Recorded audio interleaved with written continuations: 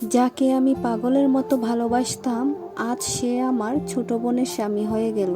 আর এদের বিয়ের কেনাকাটা আমিই করেছি কনের বড় বোন হিসাবে। পার্ট 3। আমি চার্জার লাইটের আলোতে নীলের মুখটা দেখতে পাই। নীল আমার চোখের দিকে তাকিয়ে আছে, আর আমি অবাক হয়ে ওর চোখের দিকে অদ্ভুত দৃষ্টিতে তাকাই।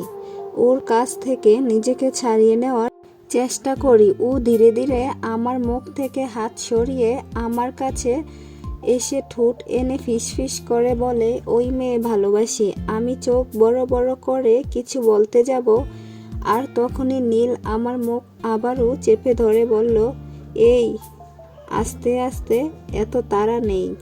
যা বলার পরে ভেবেচিন্তে বলো, কেমন? তুমি এসো। সেদিন আমি যতটা না অবাক হই, তার থেকে বেশি খুশি হই।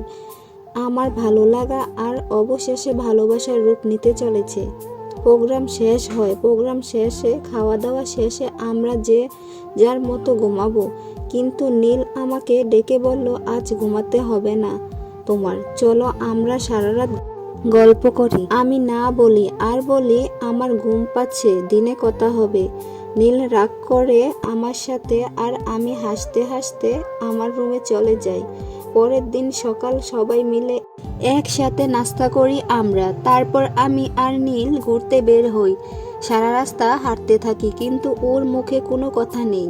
বুঝতে পেরেছি ও অভিমান করেছে। গতকাল রাতে ওর সাথে গল্প করিনি বলে, ওর সাথে রাত জাগিনি বলে কোনো সাড়া নেই। কি হলো, কথা বলবে না? আচ্ছা, রাগ করছো বুঝি? আরে বুদ্ধু, একটা রাত গল্প করিনি বলে এত অভিমান, একটা রাত তোমার সাথে জাগিনি বলে এত রাগ। কোনো কথাই বলতেছো না নীল। যাও, এর শাস্তি হিসাবে আমার জীবনের সমস্ত রাতগুলো তোমায় দিলাম, সাথে দিলাম সবগুলো দিনও। এবার খুশি তো? তিয়াশা, আরেকবার বলো, কি বললে? আই লাভ ইউ বুদ্ধু, আই লাভ ইউ। নীল আমার কথাগুলো শুনে কান্না করে দেয়, আর আমি ওর দিকে অবাক হয়ে তাকিয়ে থাকি। কি হলো, এভাবে কাঁদছো কেন? আসলে আমি ভেবেছিলাম তুমি হয়তো রাজি না, সেজন্য আমার সাথে গল্প না করে ঘুমাতে চলে গেছো। তুমি আসলে একটা পাগল। এবার চিন্তামুক্ত হয়েছ তো? এবার পড়াশোনা শেষ করে চাকরি ধরো, বুঝলে?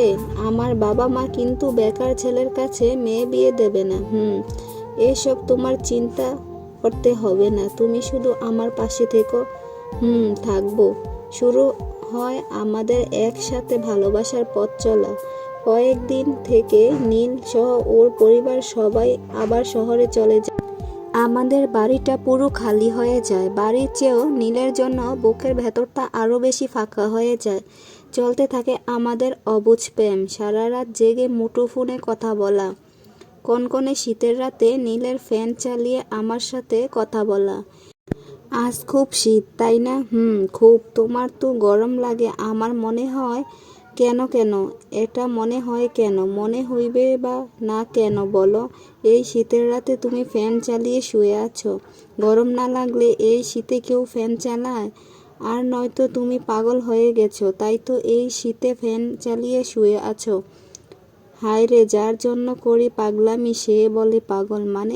মানে হচ্ছে আমি এই কনকনে শীতের রাতে ফ্যান চালিয়ে